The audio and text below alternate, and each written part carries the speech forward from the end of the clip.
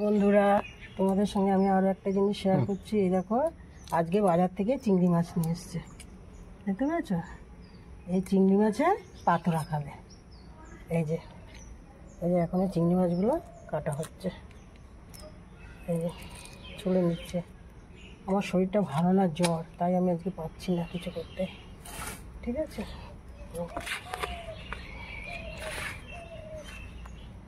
ছুলে নিচ্ছি। চিংড়ি মাছের জন্য আমি এই মশলাটা বেটে নেব। এখানে আছে কাঁচা লঙ্কা, কাজু বাদাম আর পোস্ত, ঠিক আছে? তার সঙ্গে আমার কিছু পেঁয়াজ অ্যাড করব, একসঙ্গে এগুলোকে পেস্ট করে বাটবো, বেটে তবেই চিংড়ি মাছের পাতোড়াটা করবো, ঠিক আছে বন্ধুরা? পাতাটা এখন আমি একটু ছেঁকে নেব। পাতাটার জন্য কলা পাতাটা ছেঁকে নিচ্ছি।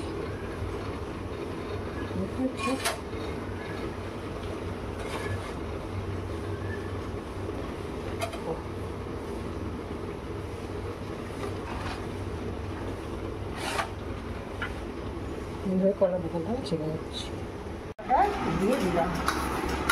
যা যা পেস্ট করেছি সব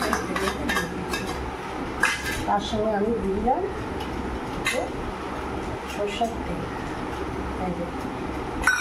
এবার এটাকে আমি সুন্দর করে মাখবো।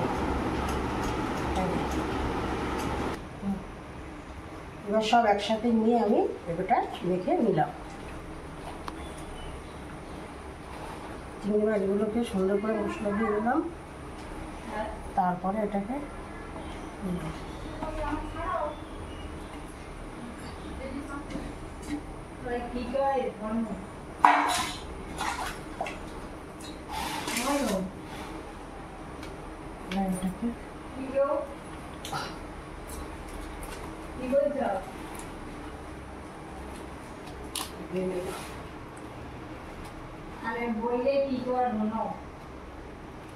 এইভাবে পাতাটাকে মুড়িয়ে দিলাম।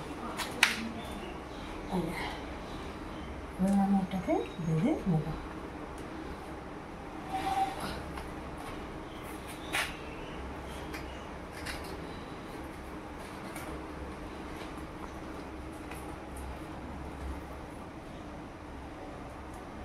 এটা বেঁধে এবার আমি উনুনের মধ্যে গ্যাসের তাপে এটা দিয়ে দেবো।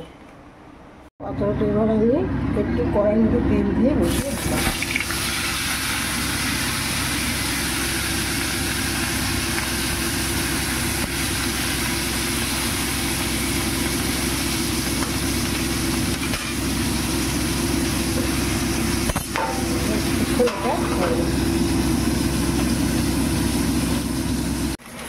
এই দেখো বন্ধুরা, আমার পাতোড়াটা এবার তৈরি হয়ে গেছে, দেখতে পাচ্ছ?